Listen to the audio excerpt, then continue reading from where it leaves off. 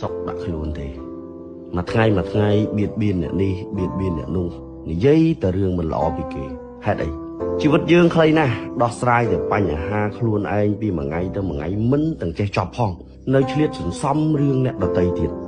នៅឆ្លៀតនិយាយអាក្រក់ពីអ្នកដទៃទៀតអំរែករបស់ជីវិតយើងវាមិនតិចទេចាយពេលនៅជាមួយខ្លួនយើងមុខរបរយើងអាជីវកម្មយើងឲ្យច្រើនហើយទុកមាត់យើងនិងខួរក្បាលយើងញ៉ាំរបស់ឆ្ងាញ់គិតរឿងល្អពីព្រោះកាលណាមាត់យើងល្អវាសនារបស់យើងល្អជីវិតនេះខ្លីណាស់ពួកអ្នកដែលចូលចិត្តនិយាយដើមគេនិយាយអាក្រក់ពីគេពួកហ្នឹងមានបញ្ហា3ធំទី1គឺអត់មានទំនុកចិត្តចំពោះខ្លួនឯង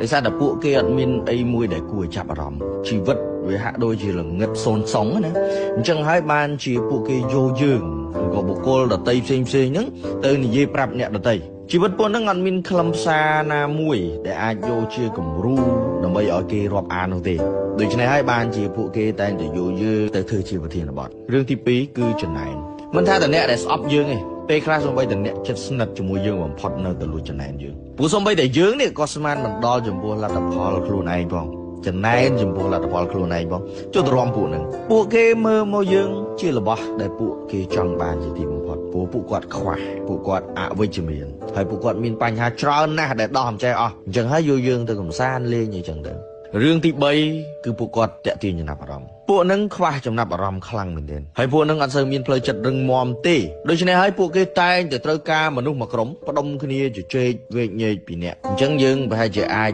ឆ្លក់ទឹកបន្តិចបន្តួចប៉ុន្តែពួកគេនឹងរលាយបាត់ដោយសារតែមនុស្សមួយក្រុម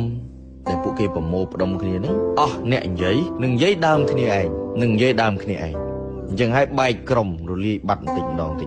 បើសិនជាអ្នកជួបរឿងបែបនេះរឿងដែលត្រូវតបគឺកុំតបបន្តរស់នៅឲ្យមានក្តីសុខព្រោះក្រុមគ្រួសារយើងនេះដូចជាយើងមិនទាន់មានពេលគ្រប់គ្រាន់ផ្ដល់ភាពកក់ក្ដៅមិនទាន់មានពេលគ្រប់គ្រាន់រស់នៅមួយគ្នាឲ្យមានក្តីសុខមានរឿងអីដែលយើងត្រូវចំណាយពេលទៅតបជាមួយនឹងរឿងទាំងអស់នោះរវល់រលុយចង់ងាប់មិនទាន់ទាំងមានពេលអង្គុយផងណាអញ្ចឹងមានពេលណាទៅស្រាវជ្រាវអ្នកនេះអ្នកនោះយកទៅធ្វើជាប្រធានបទអញ្ចឹងអ្នកដែលស្ដោះទឹកមាត់ដាក់ខ្នងយើងគឺជាពួកដែលនៅពីក្រោយយើង